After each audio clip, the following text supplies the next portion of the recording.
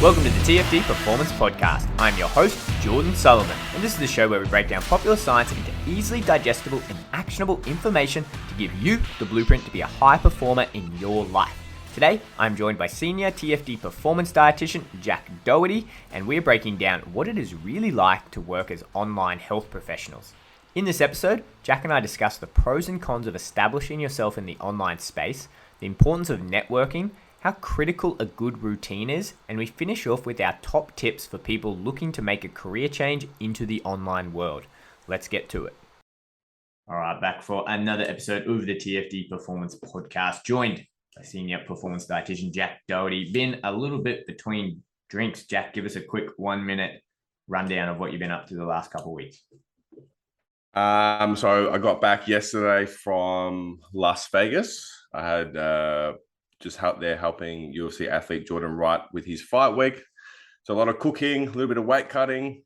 Unfortunately, to get the result that we were aiming for, but that's what the game is about. But yeah, so just been lots of travel recently, obviously just for these UFC fight weeks, but happy to be home for 3 weeks before we head off to New York. So just enjoying lovely Melbourne, which is what me and you discuss all the time as the greatest city in the world. I'm going to argue because I'm looking out the office window. It's just like grey and pouring down rain here. But yeah, lots of travel coming up for us. We got the back end of the year as everyone wants to fight, right? So we're going to finish off pretty strong. And then you have that nice little break over Christmas where you go in like February, where obviously we've got the UFC Perth, and March is always a big time. But for today's episode, what I want to talk about, something a bit different, but really cool. Something I get asked quite a lot. I actually woke up this morning, had 3 questions on this topic, and they were all from students.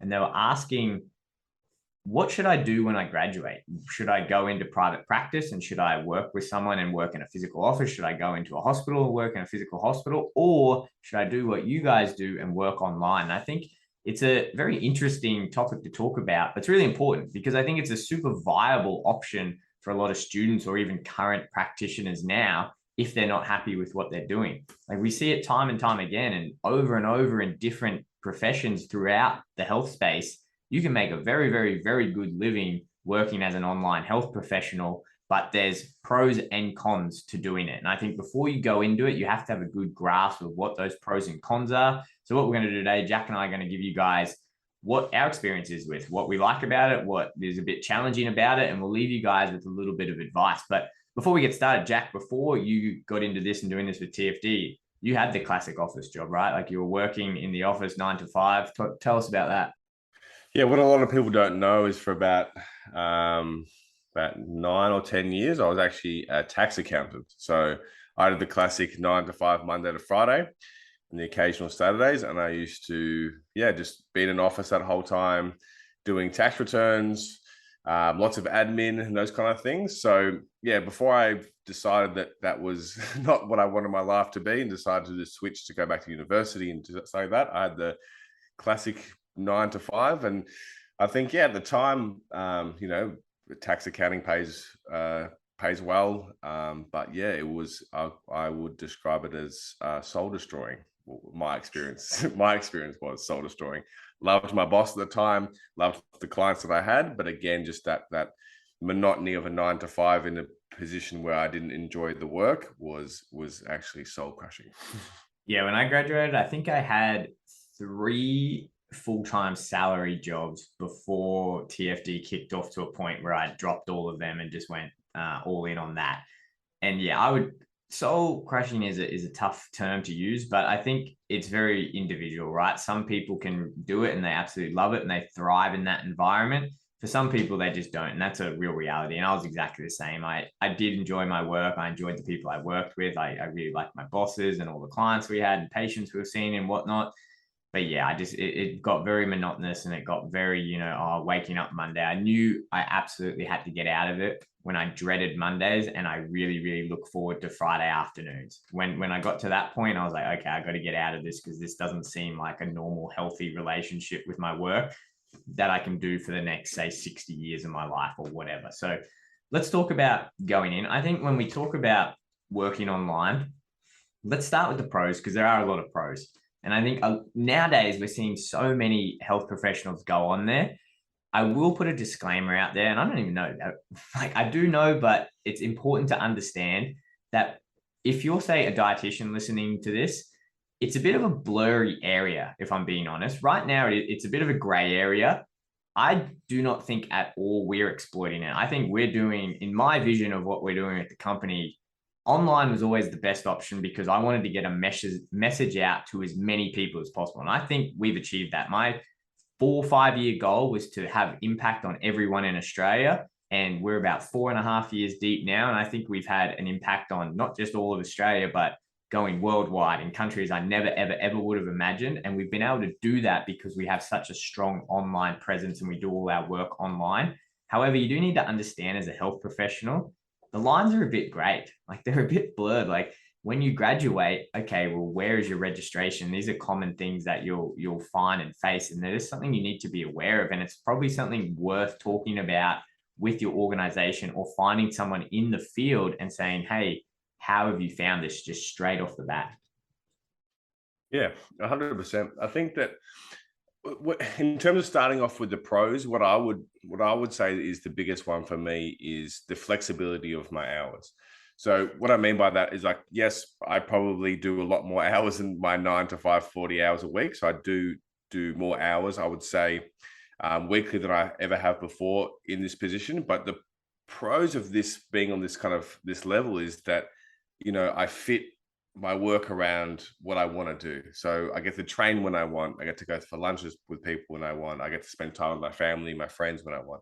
And yes, that means sometimes, we're doing hours, sometimes Saturdays and Sundays and stuff like that. But for me, the flexibility is such a pro to me because I get to not have that such, that's such locked in hours, which means I can't do what I want when I want. Yeah, I would say the biggest plus for working for yourself or at home and having this type of setup, this online business, absolutely the freedom that you have with your schedule. And don't get me wrong, like we're not saying that we don't do anything. We do work pretty crazy hours. And I have some days that I'm just backed up from 7 a.m. till 7 p.m. with meetings and whatnot.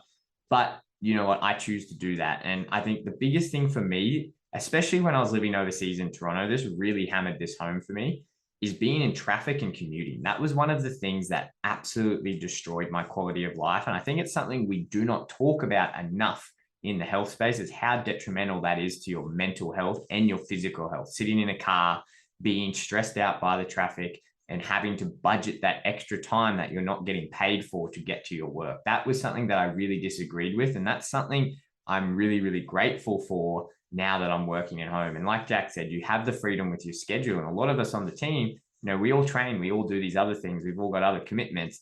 I like training early so I can set my work schedule so I can train early and I can train up until, from 5 a.m. all the way to 8, 9 a.m. And I don't have to necessarily get into the office and rush back. I can start my day at 10 a.m. Or if I need to catch up, I can start earlier the next day or stay later and work later the next day, whatever. I have that flexibility to do that. That's another big sticking point that I think a lot of people really get frustrated with at normal jobs, right? Is like, you have to be in here at this time and then you work till this time and it's only then that you can leave. Yeah, I think, that's the biggest thing for me as well. I think the commuting was something that was, I think a lot of people can complain about that, how frustrating and upsetting it is to be stuck in traffic for hours and stuff like that. And then, having to always rushing from things to things, from one thing to another and making sure you're on time. I'm not saying that we don't have our schedules, but again, we have control over that schedules. You have control over, what hours you do, when you do and stuff like that. Yeah. And I think if we're talking about the actual nuts and bolts of running a business, personally, I think it's far more favorable, especially if you're young and you're starting out and say you don't have a lot of money to back yourself to go into this, or you don't have a lot of money behind you going into whatever venture you're going in. Working for yourself in this online space, there's just less overheads, right? There's less overheads and there's more ability to create a greater profit margin. So from a purely financial business perspective, it's far more favorable than, say, if you're going into a private practice and you have to pay rent every month or for however long period. And then you have to get clients to commute to come in. And this is the next big thing. That's a huge pro for being online. The biggest problem when you're in paying rent, you're paying rent in that little space and you're working in that, but you also have that bubble of clientele that will travel to you to see you. And yes, you'll get exceptions of people who will travel pretty far lengths to come see you. but there is still that bubble. When you're in the online space, like I said earlier, you have such a huge potential reach of getting clients. We work with people all over the world. We work with lots of people across Australia, all across New Zealand. We've got people in Europe. We've got people in the UK. We've got people in America. We've got people in Canada. All over the world, we've got clients. So we're not limited to that physical bubble that people can travel to. So not only are you saving money on the overheads of not paying for rent, but then you'll also have a greater ability to pull in more clients, which increases your profit as well. Yeah, I think after the COVID-19 pandemic, where a lot of businesses were forced to go online, or you had to work from home, it's become even easier. Like I said, when I was a tax accountant, during tax season, after that July 1st and that whole rush to get your tax return done, we were in the office from 9 a.m. to 7 p.m. Monday to Saturday at that point, because it was so busy. But even when the pandemic hit, my old boss, he had to make everything online. So even now, his business is about 75% still online through Zooms, through phone calls. So at the moment, like, that is obviously a pro of running your own business, but it's so much easier now. And they've created all these systems like Zoom and all these old programs to make you facilitate it so quickly. But again, and also to what you were saying, like, about our reach, like, I think that's something that I think is so fantastic, because again, like, with our reach, we have clients everywhere. For instance, when I was in America a few days ago, one of my clients he's Swedish, but he lives in America. And then we were able to meet up for coffee. And I don't think that if I was, working just in an office in Brunswick in Melbourne, even though it's the greatest suburb in the world, even I had that, like, I would never have been able to do that. But here I am in Las Vegas by a pool having a coffee with one of my clients from America. It was amazing. So I think, like, it just opens up opens up possibilities and opens up your networking so dramatically. It's fantastic. Yeah, that was going to be my next point, is networking, right? And we all know, anyone that runs a business, that the success of a business is absolutely dependent on your ability to network and grow positive networks. So being in that online space, like Jack said, you now all of a sudden you've got contacts over in Europe, you've got contacts over in the US, you've got contacts in the UK, over in Ireland, wherever. And like we said, we travel a lot for our job, and there's really no country or really any city I go to nowadays where I don't know someone or have a client in that city that I can meet up with and then further my professional networks with them. So all of a sudden you've taken from, if you're in Brunswick and Melbourne, this tiny little circle, you have these huge extended professional networks all over the world. And that's been hugely beneficial, not only just for client retention and getting new clients and building up the actual revenue of the business, but building out, say, things like professional development. You meet other people who work in the field, or other dietitians from all over the world that you never, ever would have met had you have just worked in this little bubble that is your own local suburb or whatever. And that just extends your own skill set. That then brings in more clients. So I think that is probably the next biggest thing, that is the biggest pro from doing this online work, is that your reach around the world is just so big. And that gives you so much more profitability and ability to scale.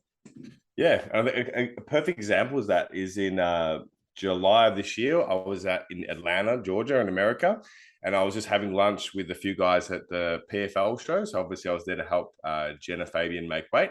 But then we're just sitting down for lunch, and then we're sitting across from one of my clients now.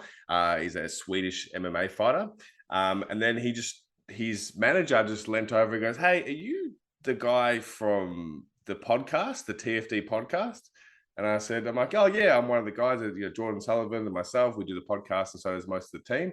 And then he's like, "Yes." He's like, "Awesome." It's like, it turns around to his athletes, like, "I've been talking about these guys for so long, like, you should jump on with them."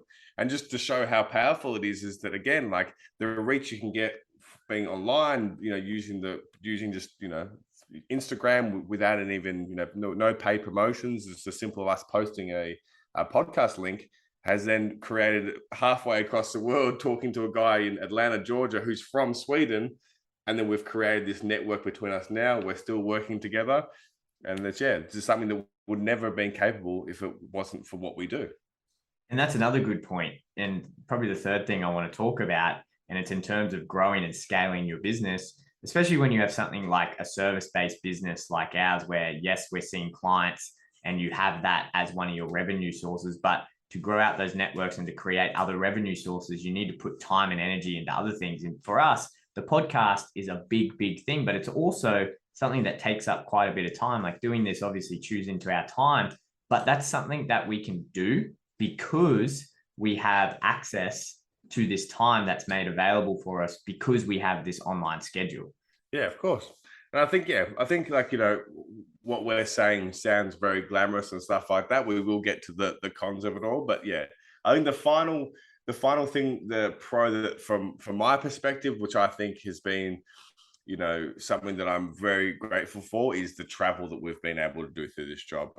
Like just this year, this is probably like the 5th time or about 5 times this year I've been able to go, around the world, mainly to America, the different states, and see a lot of things. Yes, the majority of the time I'm in a hotel room cooking or weight cutting, but just to be able to experience those different cities and meet such a variety of people, I think is something that, I, am so grateful for, so happy about, because again, my life revolved around driving to Brunswick, getting a coffee, and then drinking about 6 more of them to do tax returns, then to finish at 5 o'clock and go to the gym and then be exhausted. So I think for me, that's probably one of the largest and most things I'm grateful for, but as a pro to this kind of concept.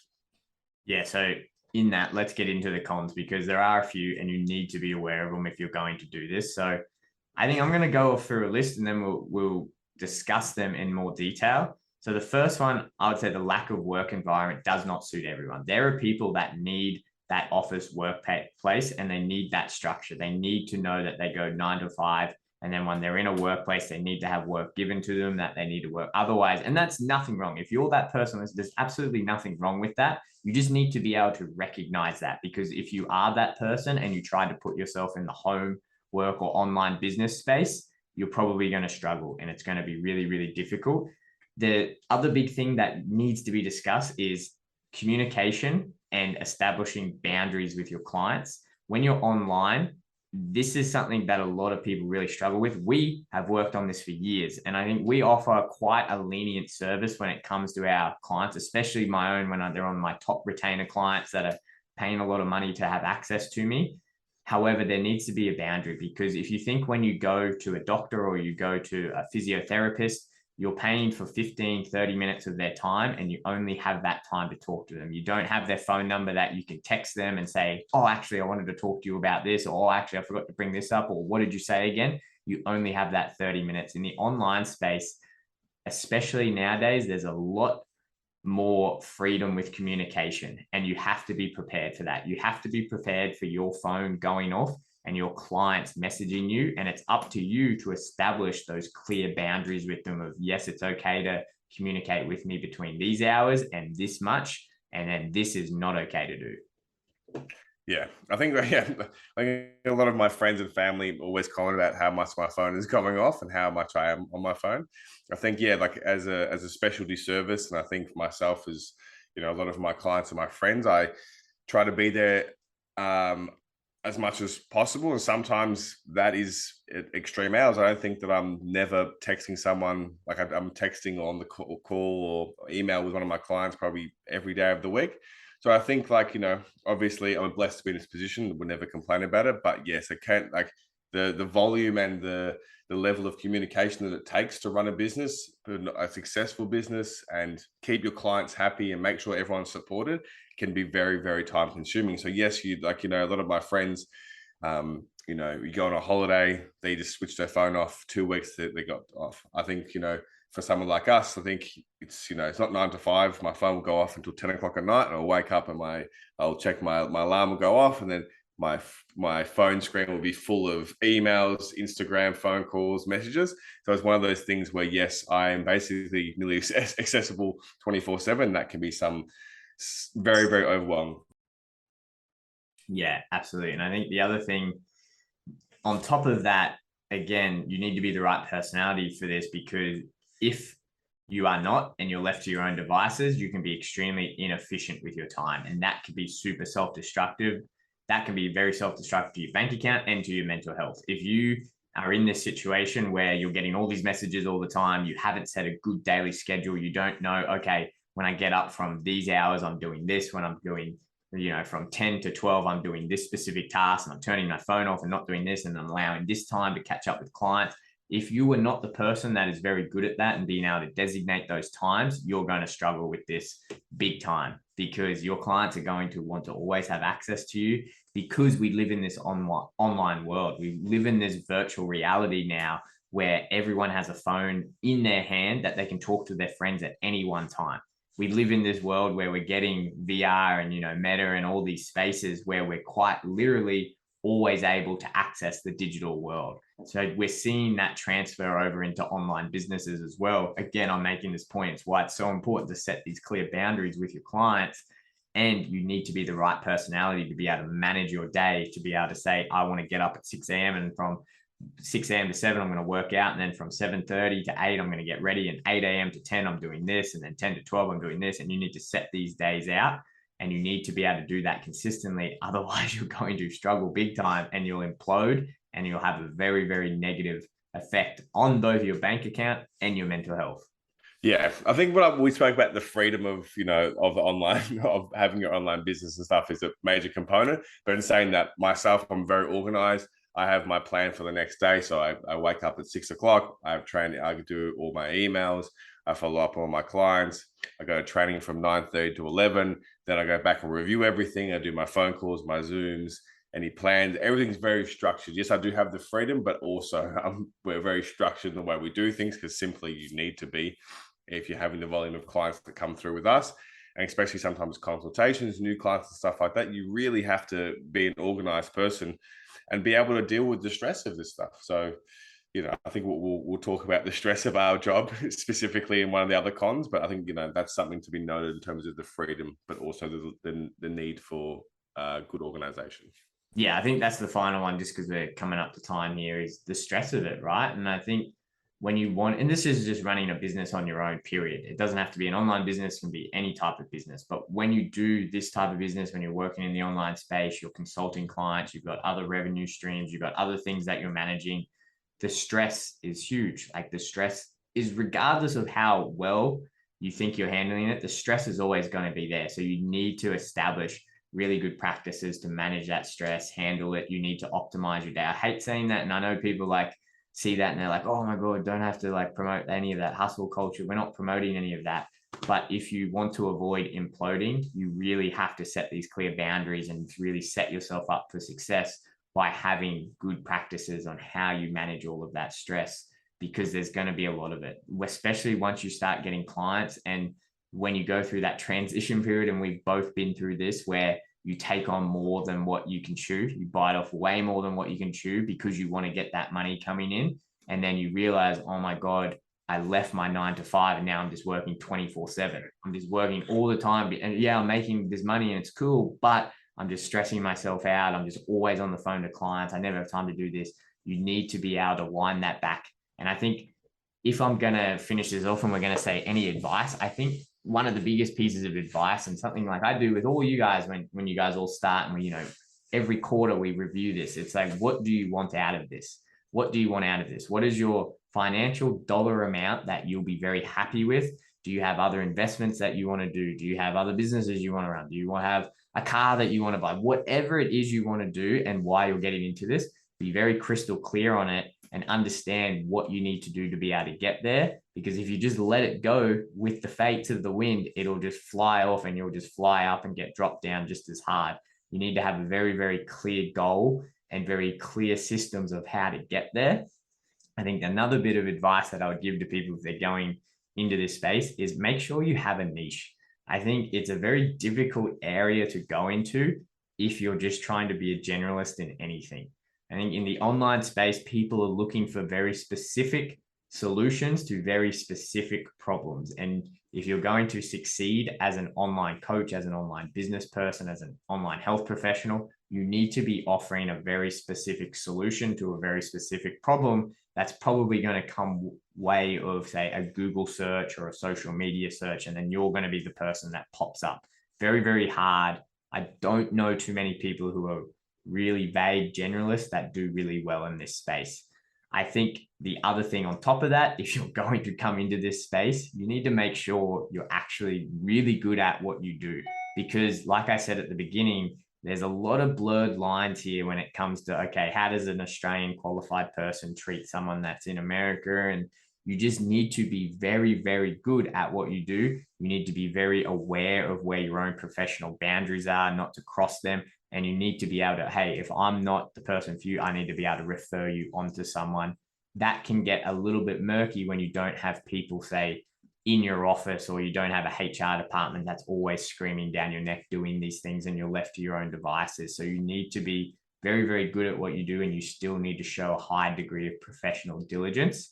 I think the very last bit of advice that I'll give to everyone is structure. Everyone needs to establish a good daily structure. If you just let yourself wake up and then just let the work flow in and think that you're going to get away with a good day's work, it just does not work like that. You're now your own boss, but you need to set your own work structure. You can do that, like me and Jack said, any way that suits you. You have the freedom of your own schedule, but you need some type of structure. Jack, I'll throw it over to you to finish any bit of advice you have. Yeah, well, this is going to be a corny one, but I just think it's like, if you're going to do this, do like love what you do. Like, I remember when at the end of my accounting career, I said to myself, what do I want to do? And I said to myself, I want to be a dietitian for combat sport athletes and work with people in the UFC. That was my goal. Definitely ended up achieving that, as you can see through the Instagram, what we do. So, a lot of people always say to me, it's just like, oh, you always look tired. You're always working really hard. It's because I do love what I do. I love interacting with all my clients. I love the challenges that this job has given me. And that's why I keep wanting to better myself. And then also, as part of that, not just in the combat sport world, I want to better myself as a businessman. So, I think it's really important to understand that from my personal perspective, when I was in the 9 to 5, I didn't think that owning my own business in this area was possible. I didn't have that kind of confidence in myself. And I think through working with yourself, Jordan, your guidance as well, I think finding a good mentor is very important. That through this process is just understanding that it's hard. Understand that we're not. This is years of work, years of studying, years of work, but having that goal, loving what I've been doing, and then kind of just keep grinding towards that is such an important factor to get somewhere big. Understanding that it's going to take years before you see any benefit. It's going to take a lot of blood, sweat, and tears and failures and stuff like that. Like, no one's perfect. Just keep at it. But yeah, like I'm saying, if you love what you do, or you're passionate about what you're going to do, what your business is going to be, you will succeed, because at the end of the day, when you're faced with adversity or you're faced with a lack of success at the start, you still love it. So you're going to keep going. So my final word is just find something you love and just keep going towards it. I know that's a hustle culture kind of thing, but I'm not saying that way. Just keep at what you're trying to do, put all your passion through it, and understand that it's not easy, but if you keep going, you will get there. Yeah, sorry, a bit corny. The very last thing I'll say, as well, as I know a lot of people go into this space, say solo, and they want to do it because they want to be a solopreneur or whatever it is. My advice, being that person who's done it by myself and now having a really good team around me, I would say it is so much more easier and so much more beneficial. And the rate at which you can grow and the possibility of what you can turn, whatever your vision is so much bigger when you find a really great team. And we can do a whole podcast on how difficult it is to find a great team. But once you find a really good team, and I know like at TFD, I'm so definitely we do very, very well. We've gone through some very funny internship programs, and we've, like Jack said, gone through ups and downs. I think we've got it figured out pretty well now, but it makes everything so much easier. It makes everything so much easier when you have a group of people who all share the same vision, that are all moving towards the same goal. It just makes every person in that team's life better, and it gives you some type of bigger purpose outside of yourself, which I think can be difficult when you're just doing this by yourself. So if there's one last piece of advice, I think if you are doing this and you're going on this online space, many hands make easy work. And I think if you're going to go into this by yourself, you're probably going to face a lot more roadblocks. So have that in the back of your mind that, you know what, there's probably at some stage you need to bring in a strategic partner or a business partner or someone to help you get to that next level.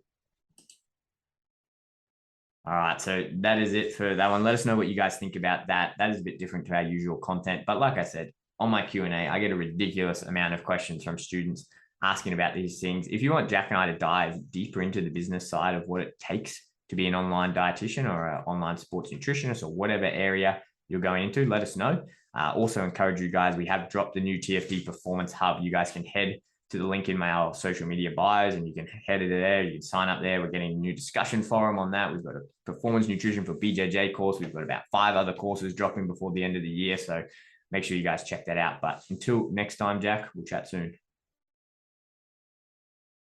And there it is, another episode of the TFD Performance Podcast. This podcast will be available through the podcast app, iTunes, Spotify, YouTube, and if you follow along our socials at @the_fight dietitian, you can see all of the best bits from our podcast episodes. Thanks for listening in, and I'll see you guys for the next episode of the TFD Performance Podcast.